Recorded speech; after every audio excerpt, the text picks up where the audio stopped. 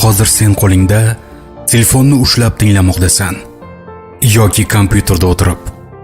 Ayni paytda bu muhim emas. Shunchaki meni tingla.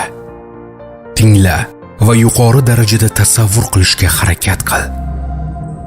Xohlasang ko'zlaringni yum. Sen ancha yillar avval tug'ilding. Bu vaqt mobaynida yer katta masofani bosib o'tdi. Va u endi hech qachon avvalgi o'sha nuqtaga qaytmaydi. Ya'ni sen dunyoga kelgan vaqtga. Endi qara. Men jiddiy aytyapman. Atrofingdagi narsalarga qara. Kimlarni ko'ryapsan? Hech kim deysanmi? Oynaga qarasang-chi, o'zingni ko'rasan. Sen kimsan? Aytaylik, sen 7 yoshingda kim bo'lmoqchi eding? Uchuvchi, shifokor, dizayner, stilist, tarjimon, farqi yo'q. Hozir sen kimsan? Sen qanday noto'g'ri harakat qilding? Va asosiy savol, qachondan boshlab noto'g'ri harakat qila boshlading? Shunchaki tingla. Balki sening hayoting u darajada ideal emasdir.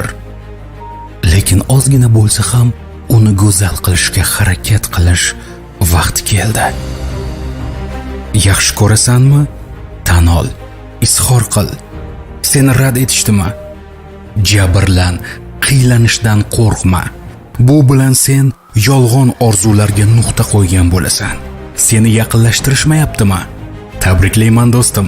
Xalal beradigan odam yo'q. Hayotingni o'zing xohlagandek tiklay boshla. Keyin o'zlari izlab kelishadi seni. Agar hayoting chilparchin bo'lgan bo'lsa, o'rniga boshqa yangiliklarni, yaxshi narsalarni kirit. Toki odamlar seni hayotingni ko'rib havas qila boshlasinlar. Mablag'laringni sovurma. Ularni to'pla. Sayohat qil, sev, kul, yayra. Nimadir harakat qil, faqat qo'l qovushtirib o'tirma. Harakat qil. O'tmishga qayta olmaysan va uni o'zgartira olmaysan. O'tmishingdan uyalma.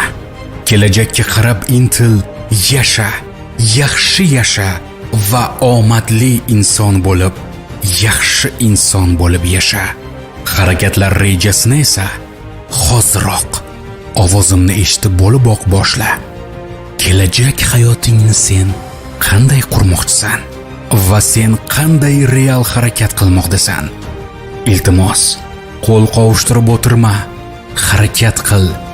Qani, o'rningdan turib, hayoting rejasini yoza boshla.